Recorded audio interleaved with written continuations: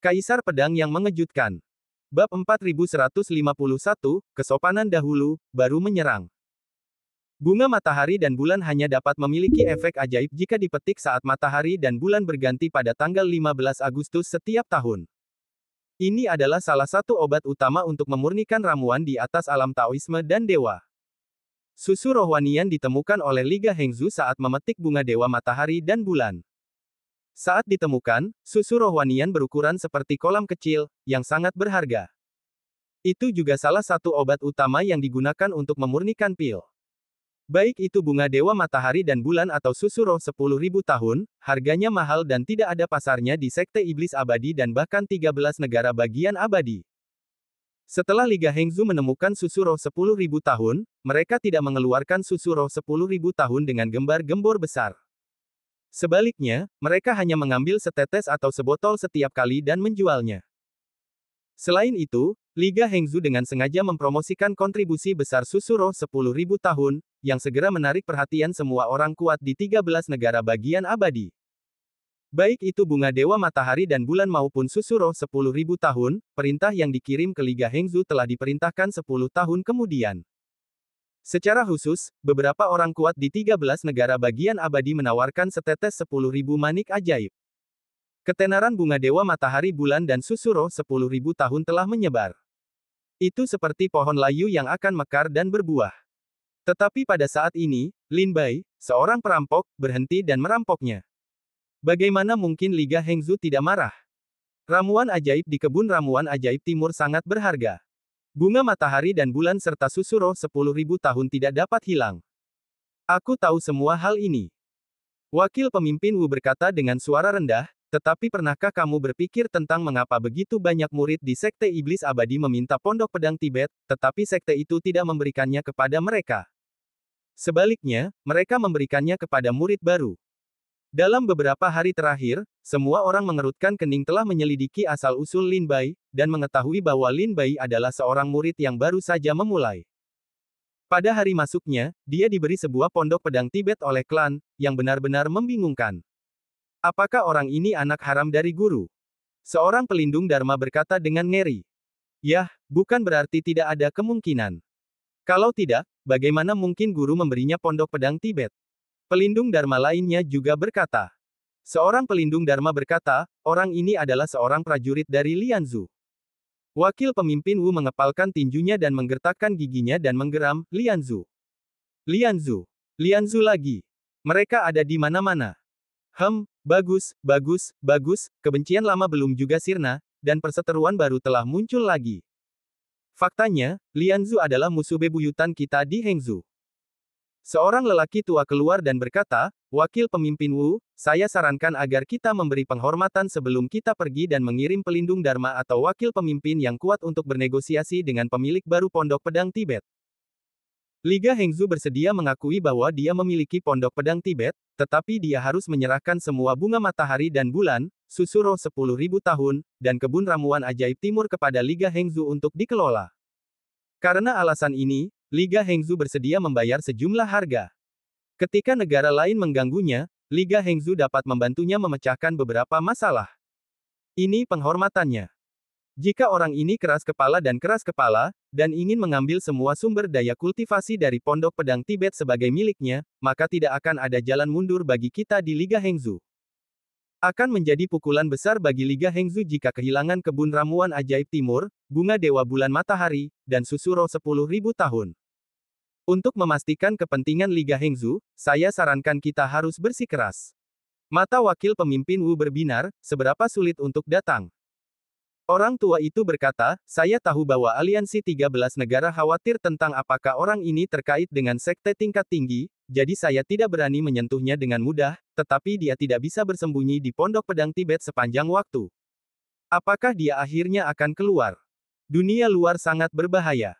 Mungkin dia akan terbalik di selokan dan mati di luar. Jika dia meninggal di luar Sekte Iblis Abadi, bahkan jika dia adalah putra tidak sah dari sekte pemimpin, dia tidak akan menyebarkan amarahnya kepada kita di Liga Hengzu. Wakil pemimpin Wu, bagaimana menurutmu? Wakil ketua Wu menarik napas dalam-dalam dan berkata, hanya itu yang harus kita lakukan. Siapa yang mau pergi ke Pondok Pedang Tibet dan menjelajahi kenyataan orang ini? Orang tua itu berkata sambil tersenyum, saya mau pergi. Wakil Ketua Wu berkata dengan sangat gembira, bagus, Tuan Mei bersedia pergi. Saya tentu saja senang. Lin Bai sedang duduk di tepi danau sambil mengamati bulan dan melihat pelangi terbang yang sesekali melintas di atas Pondok Pedang Tibet. Zhou Xi dan Sun Yao kembali dari gunung. Hari ini, mereka masih belum menemukan bunga dewa matahari bulan dan susu roh 10.000 tahun. Guru, semakin banyak cahaya pelarian yang melewati Pondok Pedang Tibet kita akhir-akhir ini, yang jauh lebih ramai dari sebelumnya. Lin Bai berkata sambil tersenyum, mereka hanya lewat. Mereka datang ke sini untuk menemuiku. Mereka hanya ingin melihat siapa pemilik baru Pondok Pedang Tibet itu. Ini juga menunjukkan bahwa berita tentang pemilik Pondok Pedang Tibet itu telah tersebar ke seluruh keluarga iblis abadi. Zhou Xi berkata dengan sedikit cemas, Tuan, aliansi 13 negara bagian berakar dalam pada sekte iblis abadi dan memiliki fondasi yang dalam. Ketika kami pertama kali datang ke sini, kami menyinggung begitu banyak cemberut dalam satu tarikan napas. Aku khawatir itu bukan hal yang baik. Lin Bai mengangkat bahunya dalam diam, aku tidak mau. Aku akan menyalahkan para tetua sekte iblis abadi itu. Aku akan melemparkan kentang panas ini ke tanganku. Ah!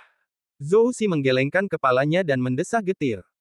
Dia datang ke Lin Bai dan bertanya sambil tersenyum, Guru, apakah Anda sudah menangkap ikan selama 3 hari?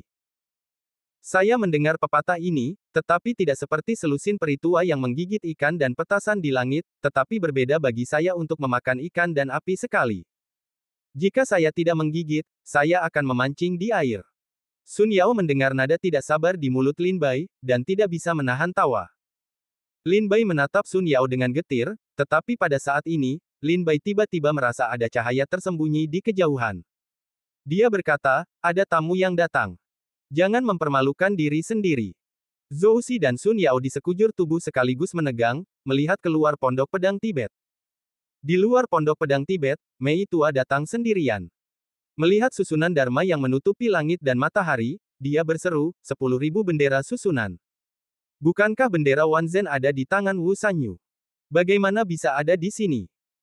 Tuan Mei jelas tidak tahu bahwa saudara seperguruan Wu telah meminjam bendera formasi 10.000 dari Wu Sanyu, jadi dia sangat terkejut ketika melihat formasi di atas Pondok Pedang Tibet. Karena ada 10.000 panji untuk melindungi Pondok Pedang Tibet, dan Mei Tua adalah yang pertama bertugas, jadi tidak mudah untuk menerobos.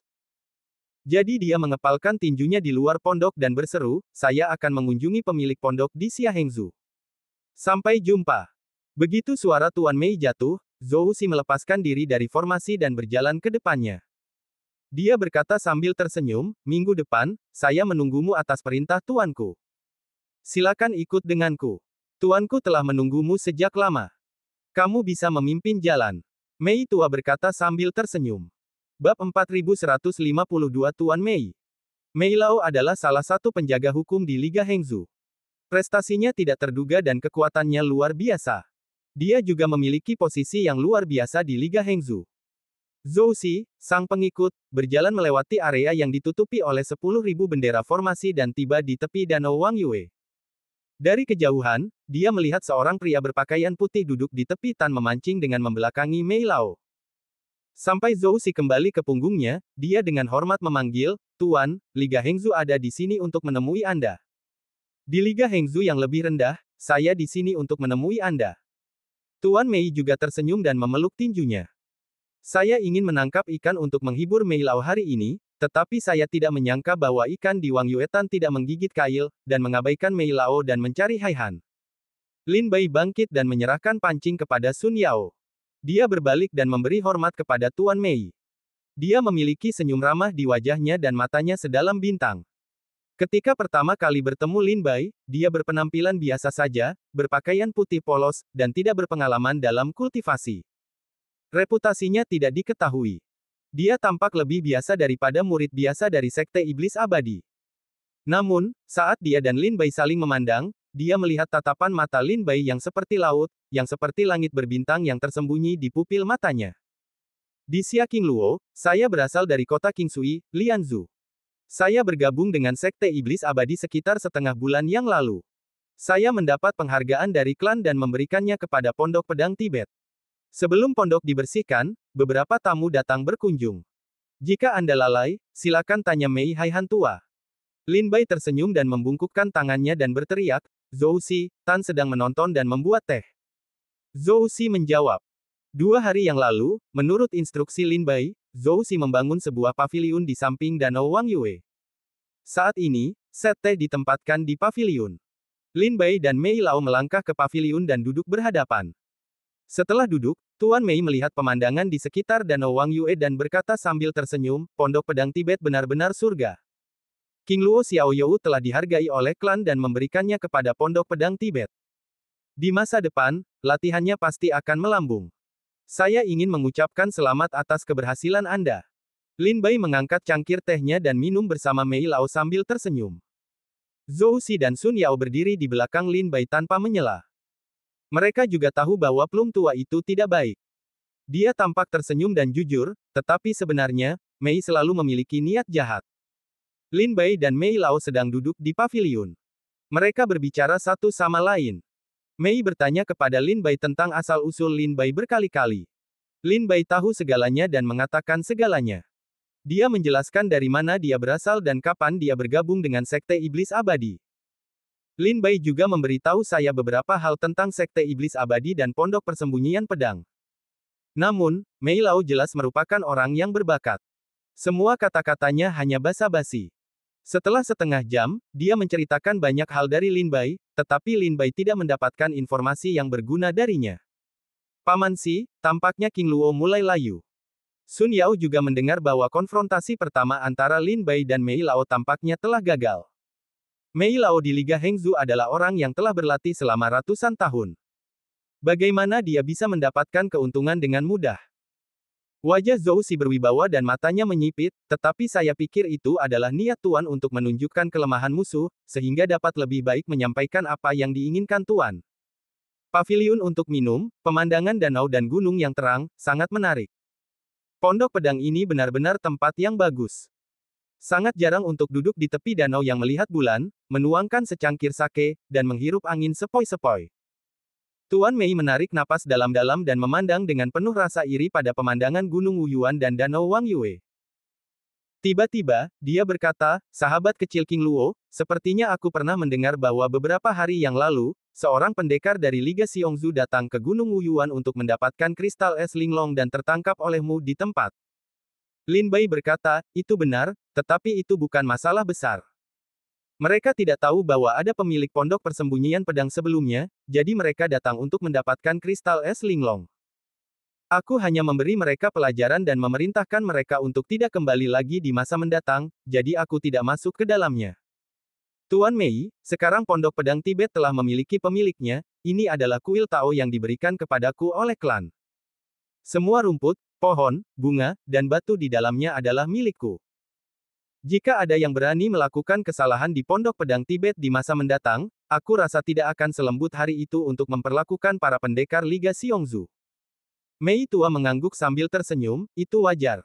Bagaimana kita bisa tidur di sisi tempat tidur? Karena pondok persembunyian pedang adalah kuil Tao Anda, mereka yang datang tanpa diundang secara alami adalah musuh. Wajar bagi Anda untuk memberi mereka pelajaran, apalagi pelajaran. Bahkan jika Anda membunuh mereka, klan tidak akan menyalahkan mereka. King Luo Xiaoyou, karena semua kata-kata telah dikatakan di sini, bisakah saya memiliki lebih banyak kata? Lin Bai berkata sambil tersenyum, Tuan Mei memiliki sesuatu untuk dikatakan. Jangan ditahan. Mei tua tersenyum, King Luo Xiaoyou baru saja memasuki Sekte Iblis Abadi. Saya tidak tahu aturan di Sekte Iblis Abadi. Saya akan menjelaskannya kepada Anda terlebih dahulu. Di dalam pintu bagian dalam Sekte Iblis Abadi, ada 13 aliansi negara. Liga 13 negara mengadakan kontes seni bela diri pada hari ke-15 bulan pertama setiap tahun. Hadiah dari kontes tersebut adalah sumber daya kultivasi dari tempat-tempat tanpa pemilik di Sekte Iblis Abadi, seperti kristal es yang sangat indah di Pondok Pedang dan area api 18 lapis. Pada hari ke-15 bulan pertama tahun ini, ratusan petarung Liga Hengzu kami naik ke panggung secara bergantian, mengalahkan semua pahlawan, dan membayar harga yang sangat mahal untuk memenangkan beberapa sumber daya kultivasi di Pondok Pedang Tibet. Tuan Mei perlahan mengatakan apa yang ada di dalam hatinya, tetapi kata-katanya jelas menghindari kata-kata yang berat. Dia hanya berbicara tentang sumber daya kultivasi di Gunung Wuyuan.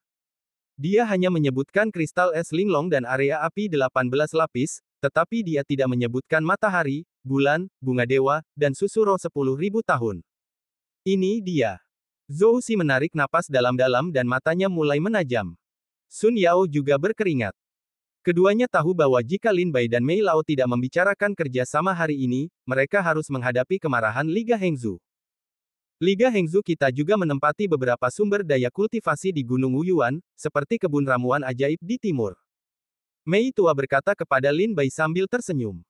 Lin Bai berkata sambil tersenyum, saya sudah tahu tentang masalah ini.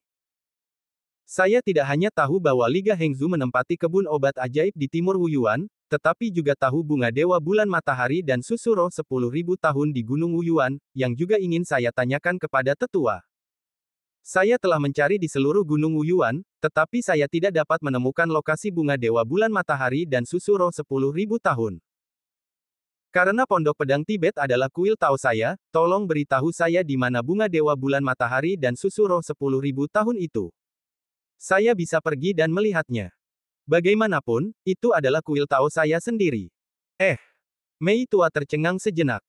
Dia mengira Lin Bai baru saja memasuki sekte iblis abadi dan tidak tahu tentang bunga dewa bulan matahari dan susu roh 10.000 tahun.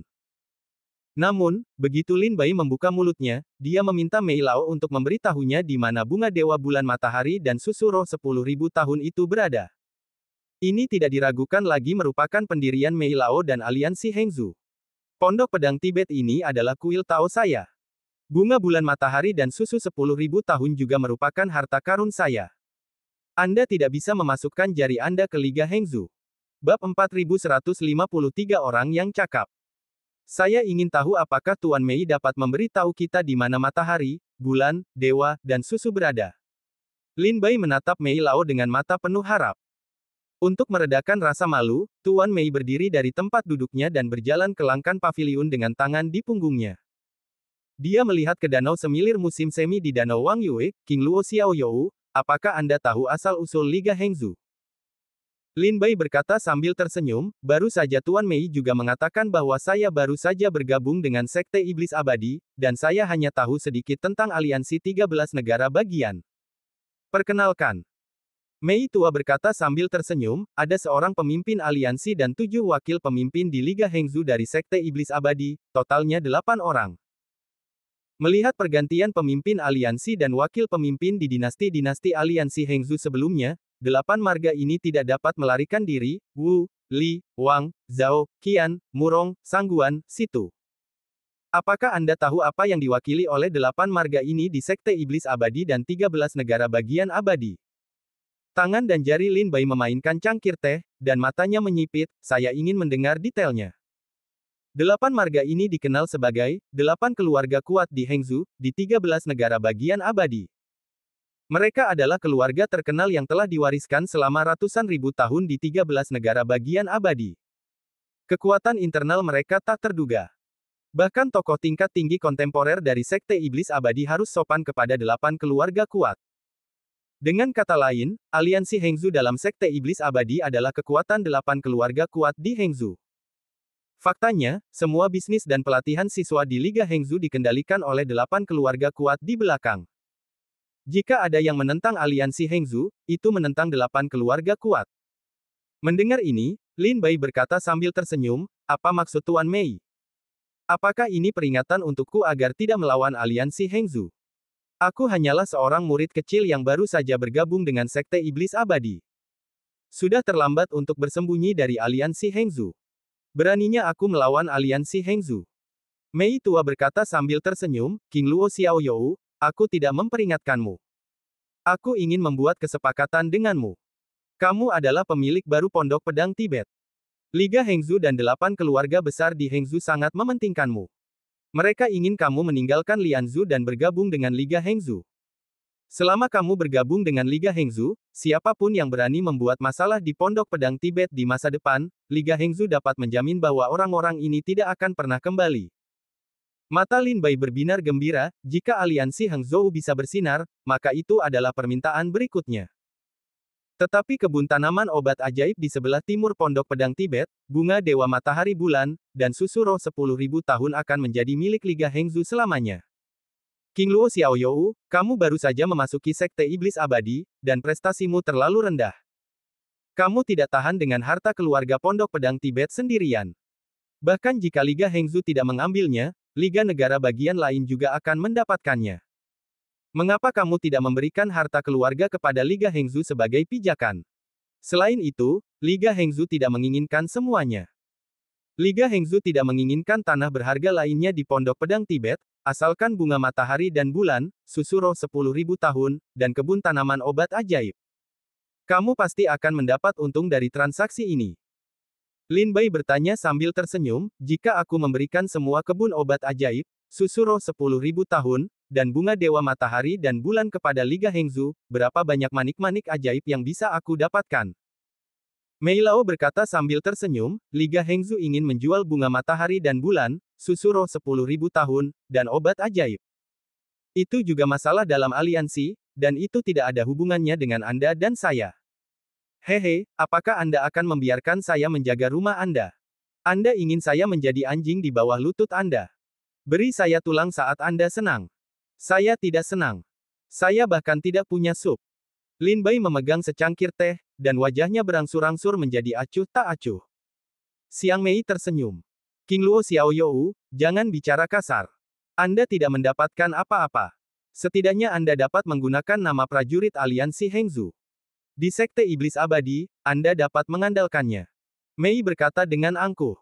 Lin Bai menggelengkan kepalanya dan berkata sambil tersenyum, saya telah berlatih selama bertahun-tahun. Lebih baik bagi saya untuk mengandalkan diri sendiri, mengandalkan orang lain, dan mengandalkan diri sendiri. Tuan Mei, saya dapat mempertimbangkan untuk bergabung dengan Liga Hengzu, tetapi Liga Hengzu tidak akan memikirkan semua sumber daya kultivasi di Pondok Pedang Tibet. Karena Pondok Pedang Tibet diberikan kepada saya oleh klan, saya memiliki hak untuk mengendalikan semua sumber daya kultivasi di Pondok Pedang Tibet. Wajah Tua Mei membeku dan menatap Lin Bai dan berkata, apakah Anda tidak mendengar apa yang saya katakan tadi? 8 nama keluarga di belakang Liga Hengzu. Sebelum Tuan Mei selesai berbicara, Lin Bai memotongnya, saya mendengar dengan jelas bahwa bisnis besar keluarga aliansi Hengzu adalah salah satu dari sedikit orang kuat di Sekte Iblis Abadi, dan punggungnya didukung oleh 8 keluarga kuat di Hengzu. Kekuatan internalnya tidak terduga. Saya tidak dapat memprovokasi dia. Jika saya bersikeras memprovokasi mereka, saya hanya akan menemui jalan buntu. Itulah yang baru saja dikatakan Tuan Mei. Tuan Mei berkata sambil tersenyum, karena kamu sudah mengerti, mengapa kamu begitu bertekad. Lin Bai berdiri dan menatap danau semilir angin musim semi di Danau Wang Yue, kultivasi kita, bertarung dengan manusia, bertarung dengan bumi, bertarung dengan langit, seperti berlayar melawan arus.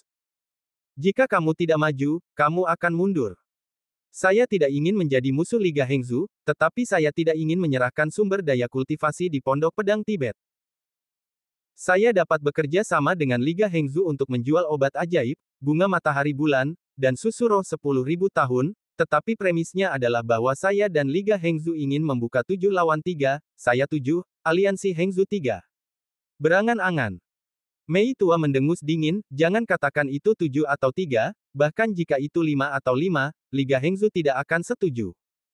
Kalau begitu kita tidak bisa membicarakannya. Silakan ambil sendiri. Lin Bai kembali ke tempat duduknya dan minum tehnya sendiri. Dia tidak menyapa Tuan Mei. Jelas, dia akan mengejar tamu. Tuan Mei merenung dan menahan amarahnya, King Luo Xiaoyou, memang surga bagi yang kuat, tetapi bagi yang lemah, Pondok Pedang Tibet adalah jimat yang memberi tahu kehidupan. Kebenaran yang sederhana dan mudah dipahami ini tidak dapat diabaikan oleh King Luo. Saya secara alami memahami bahwa harta karun antara surga dan bumi dapat dimiliki oleh mereka yang mampu. Lin Bai menjawab dengan tenang, tetapi bagaimana saya bisa tahu bahwa saya tidak mampu? Mata Mei Lao menyipit, sepertinya King Luo Xiaoyou benar-benar tidak ingin berdamai dengan aliansi Hengzu. Lin Bai berkata, aliansi Hengzu lah yang tidak memiliki ketulusan. Bagaimana saya bisa berdamai? Hahaha. Tuan Mei menatap langit sambil tersenyum dan memberi hormat, hari ini, setelah saya kembali, saya akan melapor ke Liga Hengzu dengan utuh. Saya juga meminta teman-teman muda King Luo untuk bersiap. Liga Hengzu diharapkan untuk mencoba mencari tahu apakah King Luo Xiaoyou adalah orang yang mampu, dan apakah dia dapat mempertahankan harta keluarga Pondok Pedang Tibet. Lin Bai berkata sambil tersenyum, Zhou Xi, mengantar para tamu. Silakan. Zhou Xi meminta untuk membersihkan, Mei Tua mendengus dingin dan pergi. Setelah Zhou Xi mengantar Mei Lao pergi, Lin Bai memejamkan matanya, mengunci alisnya, dan wajahnya berwibawa. Sun Yao berlutut di samping Lin Bai, memegang bahunya untuk Lin Bai, dan berbisik, sepertinya Liga Hengzu tidak sebodoh itu. Lin Bai memejamkan matanya dan berkata dengan suara rendah, jika aku mundur dari Liga Hengzu, aku harus mundur ke mereka ketika negara-negara lain datang berkunjung satu per satu. Pada saat itu, aku akan memiliki identitas sebagai pemilik Pondok Pedang Tibet, tetapi aku tidak memenuhi syarat untuk mengendalikan sumber daya kultivasi apapun di Pondok Pedang Tibet, dan menjadi bahan tertawaan Sekte Iblis Abadi. Jadi aku tidak bisa kembali. Terlebih lagi, seseorang melemparkan kentang panas dari Pondok Pedang Tibet ke tanganku. Jika aku menghadapi kemunduran Liga Hengzu, aku akan hancur di Sekte Iblis Abadi. Bab 4154 7 Arena Utama. Sudah setengah bulan sejak Lin Bai pindah ke Pondok Pedang Tibet. Dan setengah bulan yang lalu, setelah Lin Bai melukai para prajurit Liga Xiongzu, tidak ada pergerakan di Liga Xiongzu, yang membuat Lin Bai bingung. Awalnya, Lin Bai mengira bahwa keesokan harinya Liga Xiongzu akan membawa yang kuat ke pintu dan mencari teori Lin Bai. Namun, tidak ada pergerakan di Liga Xiongzu, yang membuat Lin Bai sedikit bingung. Setelah berita tentang pemilik baru Pondok Pedang Tibet menyebar, tidak hanya Liga Xiongzu, tetapi juga Liga Quanzhou dan Liga Kongzhou, yang memiliki sumber daya spiritual di Pondok Pedang Tibet, tidak menanggapi. Ini membuat Lin Bai merasa bahwa semuanya sedikit aneh. Berbicara tentang kekuatan Deng Bai, baru hari ini dia menyadari kekuatan Deng Bai. Ternyata semua liga negara bagian ini melihat contoh Liga Hengzu. Bagaimanapun, Liga Hengzu adalah yang paling kuat di antara 13 liga negara bagian, dan mengendalikan sumber daya kultivasi terbanyak di Pondok Pedang Tibet. Oleh karena itu, Liga Hengzu pasti lebih cemas daripada liga negara bagian lainnya. Federasi lainnya menunggu Liga Hengzu untuk mengambil tindakan, dan mereka juga menunggu sikap saya terhadap Liga Hengzu. Jika saya mundur dari Liga Hengzu hari ini, mungkin besok Liga Xiongzu dan Liga negara bagian yang kosong, lalu saya akan mundur. Pada akhirnya, saya memiliki status sebagai Master Pondok Pedang Tibet, tetapi saya tidak memiliki kekuatan untuk mengendalikannya. Saya akan menjadi bahan tertawaan terbesar di Sekte Iblis Abadi. Jadi, saya tidak bisa kembali. Dan beberapa orang tidak ingin melihat saya kembali. Lin Bai berkata dengan suara dingin, sambil memegang cangkir teh. Sun Yao mengusap bahunya untuk Lin Bai dan berkata dengan suara rendah, tetapi Liga Hengzu tidak akan menyerah. Saya dapat melihat bahwa Liga Hengzu tampaknya sangat tertarik pada matahari, bulan, dewa bunga, dan susu 10.000 tahun. Hari ini pembicaraan Anda terputus. Diperkirakan Liga Hengzu akan menggunakan kekuatan lain di masa mendatang. Lin Bai berkata sambil tersenyum pahit, itu tergantung pada apakah kita bisa melakukannya. Dalam menghadapi Liga Hengzu, Lin Bai tidak memiliki banyak kepercayaan diri di dalam hatinya. Namun, Lin Bai tidak panik, karena Lin Bai menduga bahwa mungkin Sekte Iblis Abadi hanya ingin melihat sikapnya terhadap aliansi 13 negara bagian. Jika masalah ini berkembang ke tingkat yang tidak dapat diperbaiki, Lin Bai menduga bahwa tingkat senior Sekte Iblis Abadi tidak akan tinggal diam. Jadi, Lin Bai juga memiliki sedikit kepercayaan diri, tetapi tidak banyak. Setelah Tuan Mei kembali, pondok itu tenang selama 2 hari berikutnya.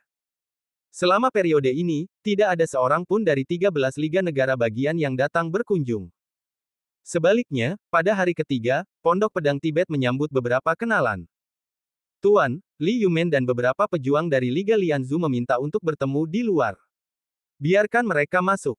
Zhou Xi menyambut Li Yumen dan 3 sekutu Lianzu lainnya yang tidak dikenal Lin Bai, dan berjalan ke Pondok Pedang Tibet. Lin Bai masih menunggu di Paviliun Bulan. Adik seperguruan King Luo, Anda baik-baik saja. Ketika Li Yumen melihat Lin Bai dari kejauhan, dia memanggil dengan berani, saya benar-benar tidak menyangka bahwa Anda telah pindah ke Pondok Pedang Tibet setelah waktu yang singkat selama setengah bulan. Saya mendengar bahwa Anda telah menaiki tangga surgawi 8 langkah, yang sangat dihargai oleh klan. Itu hanya kebetulan. Silakan duduk, saudara senior Li. Zhou Xi akan menonton teh. Lin Bai tersenyum dan duduk di paviliun bersama Li Yumen dan yang lainnya. Li Yumen berkata, adik seperguruan King Luo, izinkan aku memperkenalkan kalian. Mereka adalah teman baikku di Sekte Iblis Abadi. Mereka juga adalah prajurit Lianzu. Namun, tahun-tahun ketika mereka bergabung dengan Sekte Iblis Abadi jauh lebih lama daripada kita. Ini Duan Kun, Ji Taining, dan Yi Mei. Lin Bai mengepalkan tinjunya dan melihat upacara itu satu per satu. Apakah King Luo dari kota King Sui? Adik seperguruan King Luo dan aku masih bertetangga. Kakak seperguruan Yi Mei tampaknya berusia 28 tahun, tetapi dia telah berlatih selama lebih dari 300 tahun. Dia telah menembus tingkat Taoisme dan keabadian. Dia telah mengolah Tao dan terlihat seperti gadis biasa di sebelah. Duan Kun, dengan wajah tegas dan mata seperti pedang, dan suaranya seperti Hong Zong, aku benar-benar tidak menyangka bahwa adik seperguruan King Luo memiliki kesempatan yang begitu bagus. Dia diberi pondok pedang Tibet oleh klan tepat setelah dia masuk sekolah.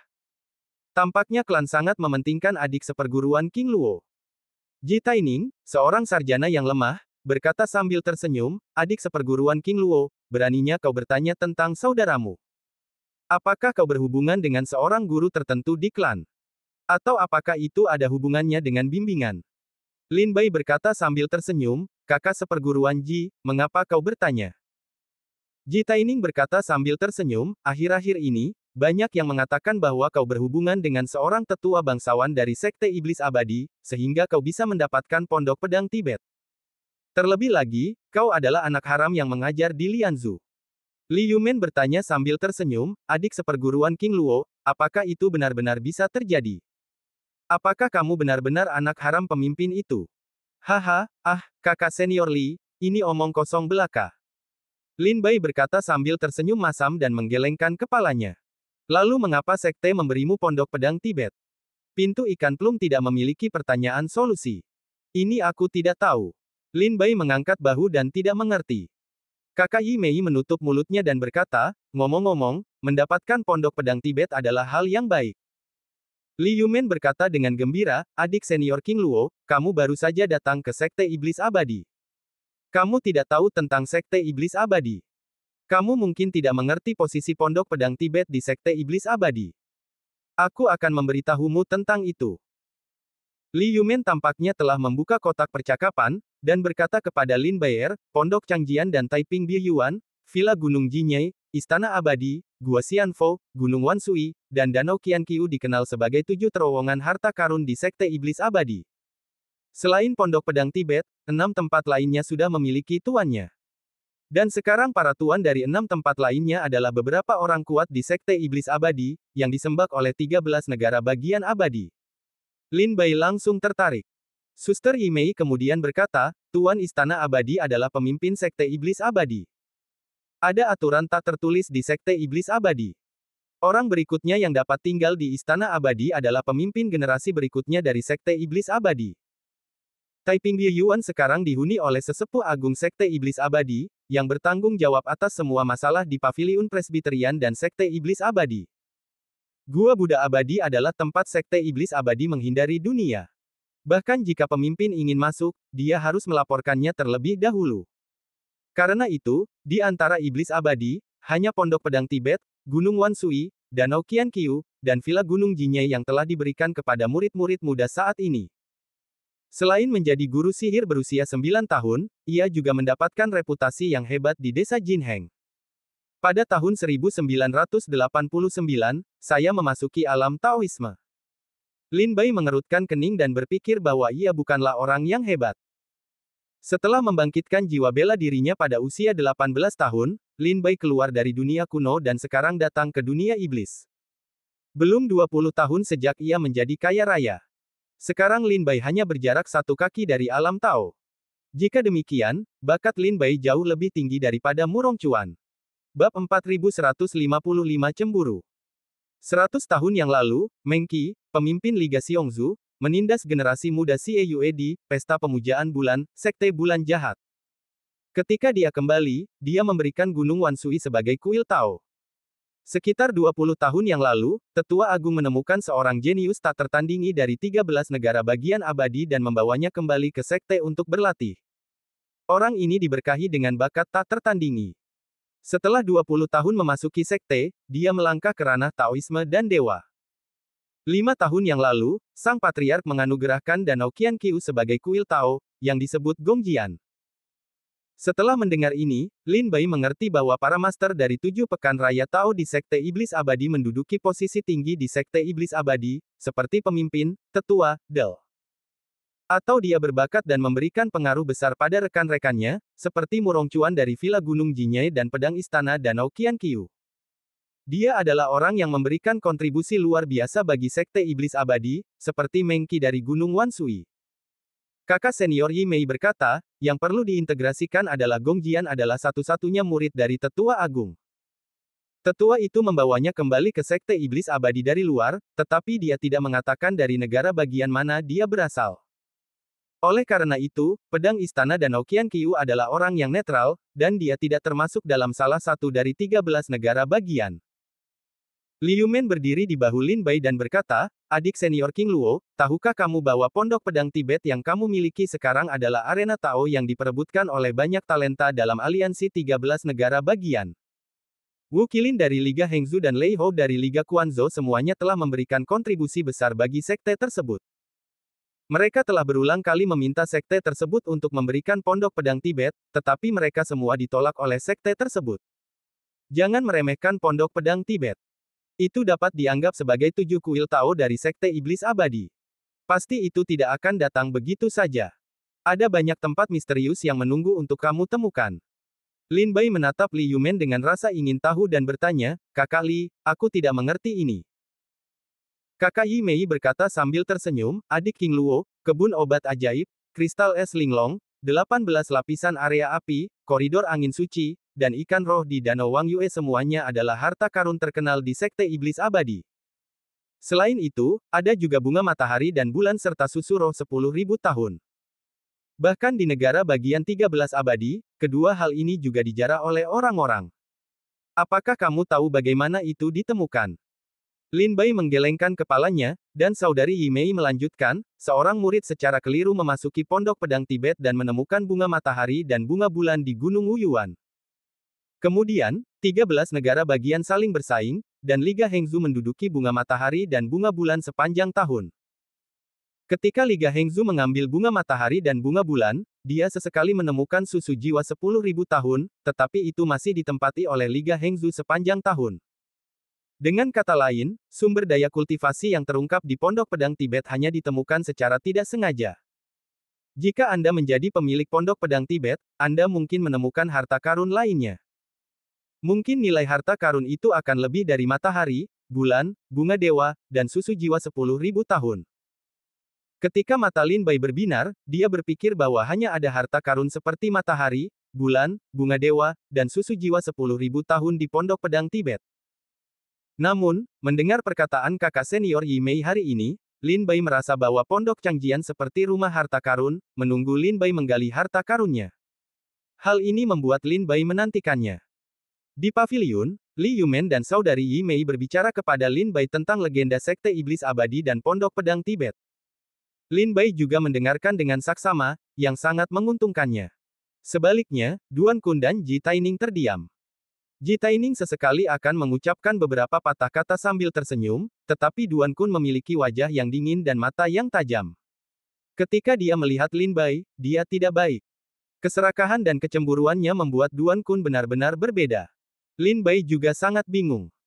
Dia tidak tahu di mana dia telah menyinggung Duan Kun dan membiarkannya melihat bahwa dia sangat kesal. Li Yumen menatap langit dan berkata sambil tersenyum, untuk sementara, kami mengobrol dengan baik, tetapi kami melupakan urusan bisnis. Adik seperguruan King Luo, kakak seperguruan Yi Mei, Duan Kun, dan Ji Taining datang ke sini untuk mengundang Anda bergabung dengan Liga Lianzu. Bagaimanapun, kita semua berasal dari tempat yang sama. Kita memiliki kampung halaman yang sama, jadi kita bisa saling menjaga. Saya tidak tahu apa yang diinginkan adik seperguruan King Luo. Lin Bai berkata sambil tersenyum, saya baru di Zadao. Jika saya bisa mendapatkan bantuan dari Liga Lianzu, wajar saja jika saya tidak bisa mendapatkannya. Sebenarnya, Lin Bai tidak peduli apakah Kanada bergabung dengan Liga Lianzu atau tidak. Lin Bai tidak menyangka bahwa di masa depan, ketika dia dalam kesulitan, akan ada tentara dari Liga yang membantunya. Alasan mengapa Lin Bai setuju untuk bergabung dengan Liga adalah karena Xiao Ji. Ketika dia berada di Lianzu, Xiao Ji melihat identitas Lin Bai. Namun, dia tidak hanya gagal mengungkap identitas Lin Bai, tetapi juga menebus kesalahan Lin Bai, sehingga Lin Bai dapat menyembah Sekte Iblis Abadi dengan identitas King Luo. Alasan utama mengapa Xiao Ji melakukan ini adalah karena dia berharap Lin Bai dapat bergabung dengan Liga Lianzu ketika dia menjadi anggota Sekte Iblis Abadi. Liu Men dan kakak perempuan Yi Mei saling memandang dan tersenyum. Liu Men berkata, "Aku tahu kamu tidak akan menolak. Ketika kamu datang, kakak perempuan Yi Mei masih khawatir. Kamu mendapatkan pondok pedang Tibet, dan kamu dihormati oleh klan. Mungkin kamu akan menolak untuk bergabung dengan Liga Lianzu. Sekarang tampaknya kita khawatir tentang hal itu." Kakak perempuan Yi Mei berkata sambil tersenyum, "Adik King Luo, aku minta maaf, tetapi kakak perempuan itu yang memperlakukan perut pria itu dengan hati seorang penjahat. Meskipun aku mendapatkan pondok pedang Tibet, bagaimanapun juga aku tetaplah seorang pendekar dari Lianzu. Jika Liga Lianzu dapat berguna bagiku di masa depan, jangan ragu untuk berbicara." Lin Bai berkata sambil tersenyum kepada Li Yumen dan Yi Mei. "Itu sudah pasti." Li Yumen berkata sambil tersenyum senang, "Jika kalian menemui kesulitan di Sekte Iblis Abadi, kalian juga dapat datang ke Liga Lianzu. Jika kalian dapat membantu, Liga Lianzu tidak akan menolak." Saat senja, kakak perempuan senior Yi Mei, Duan Kun dan Ji Taining pergi bersama. Alasan utama mereka datang ke sini adalah karena mereka ingin bergabung dengan Liga Lianzu. Sekarang tujuan mereka telah tercapai, tidak ada artinya untuk tinggal di banyak tempat. Sebaliknya, Li Yumen seharusnya pergi bersama mereka, tetapi dia berkata dia akan tinggal dan melihat-lihat pemandangan pondok pedang Tibet dengan saksama. Lin Bai memintanya untuk tinggal selama beberapa hari. "Kakak seperguruan Li, apa yang kupikirkan? Kakak seperguruan Duan Kun dan Ji Taining tidak puas denganku. Mereka hanya duduk dan diam. Bahkan jika mereka sesekali berbicara beberapa patah kata, mereka tetap saja marah." Setelah Yi Mei pergi, Lin Bai bertanya pada Li Yumen. Li Yumen menggelengkan kepalanya tanpa daya sambil tersenyum, mungkin karena cemburu dan iri hati. "Kakak seperguruan King Luo, kamu telah mendapatkan pondok pedang Tibet sebagai kuil Tao. Jangan katakan itu mereka, bahkan jika aku cemburu. Sejujurnya, kakak seperguruan King Luo seharusnya tidak marah." Li Yumen tersenyum pada Lin Bai Dao. Lin Bai berkata sambil tersenyum, "Kakak seperguruan, tidak apa-apa untuk mengatakannya." Li Yumen berkata, "Kakak seperguruan King Luo, serius, kamu mendapatkan pondok pedang Tibet, belum lagi Duan Kun dan Ji Taining. Meskipun aku sedikit marah, kamu mengatakan bahwa kamu adalah murid baru. Bagaimana kau bisa menempati pondok pedang Tibet sebagai kuil Tao? Apakah kau pikir kau sangat terlatih? Sepertinya prestasimu tidak tinggi. Kamu bilang kamu kuat. Ada terlalu banyak prajurit yang lebih kuat darimu di Sekte Iblis Abadi. Kamu bilang kamu punya bakat hebat. Tapi menurutku bakatmu hanya di tengah-tengah Sekte Iblis Abadi. Kamu bilang kamu sudah berkontribusi pada klan. Tapi kamu baru saja bergabung dengan Sekte Iblis Abadi. Bagaimana kamu bisa berkontribusi kurang dari sebulan? Kamu bilang bagaimana kamu bisa mendapatkan pondok pedang Tibet?" Pintu ikan plum tersenyum pahit tanpa berkata-kata.